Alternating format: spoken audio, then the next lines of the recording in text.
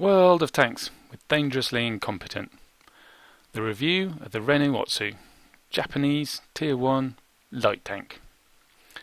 Let's have a look at it in close up.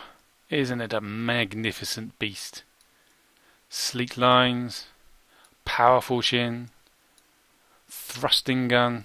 No, it's not magnificent at all. It's a Tier 1 tank, so it's ugly as sin. And its riveted armour plates make it look like it's got a bad case of acne. But those riveted armour plates do their job all right on the hull. Look at that, 30 mils of armour. That's pretty much double any other Tier 1 tank. The problem is, in a reversal to the usual arrangement, its turret armour is weaker than its hull armour. So those tankers who are in the know will shoot you in the turret. And even those who aren't in the know are probably using a pray and spray autoloader gun. They'll aim at the centre of your tank, but because it's pray and spray, some of those shots are going to hit your turret and penetrate, because it's only got 20 mils of armour. That's not enough to stop Tier 1 guns. The other standout feature of this tank is its view range. 20 metres more view range than any other Tier 1 tank. So that is what I tend to work with. Because all that armour comes at a cost. It's top speed, that's slow. Even the Tier 1 tanks, very slow. The Lake Tractors and the T1 Cunninghams will go half again as fast as you.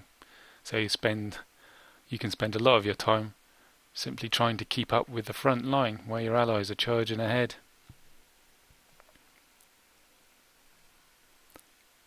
Gun wise, it's got an autoloader, but I wouldn't use it.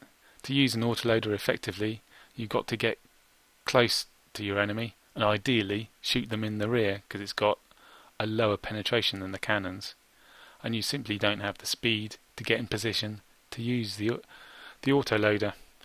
So go for the top cannon. It's pretty good. It's got a good rate of fire, decent penetration, decent damage. What it doesn't have is accuracy, at least to start with.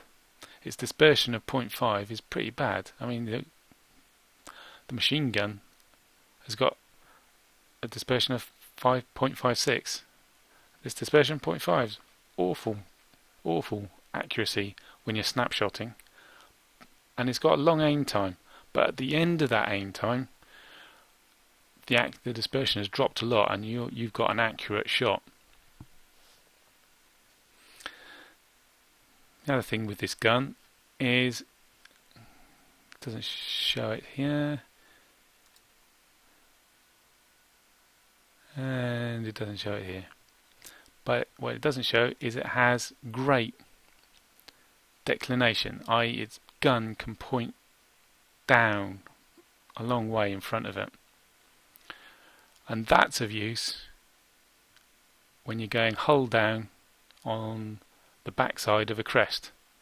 So imagine, if you will, that the crest is in front of you, a hill, the crest of a hill, so you're on the back slope, so your tank is pointing up into the air.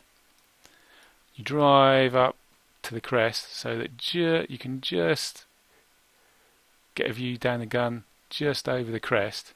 It means enemies are down here, and the angle of their shots coming at you, especially to the hull armour, is very, very shallow, so you get an awful lot of bounces, and even your turret, you'll be exposing less of your turret, and it gets the benefit of shallower shot angles, so it'll bounce more, but yet you can still get that gun to shoot down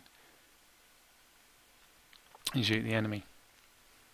It's also got pretty good elevation, so when the enemy is sitting on the cliff thinking, haha, he can't reach me up here, up goes your gun and bang, you get them.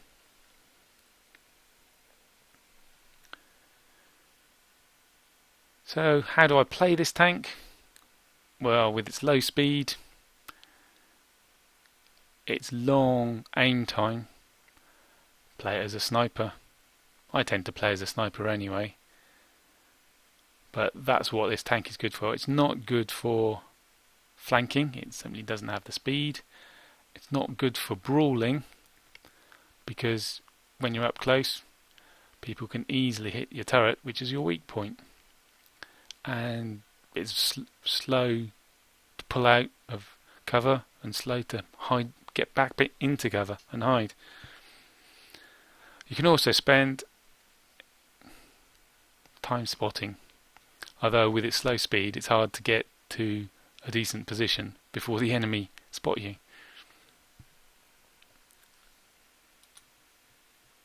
Been playing for a fair old while. I've been seeing how long it's going to take me to get my Sixth Sense, my first perk, to 100%, which is crucial for Sixth Sense. So far, it's taken 66 battles to get to 64%, and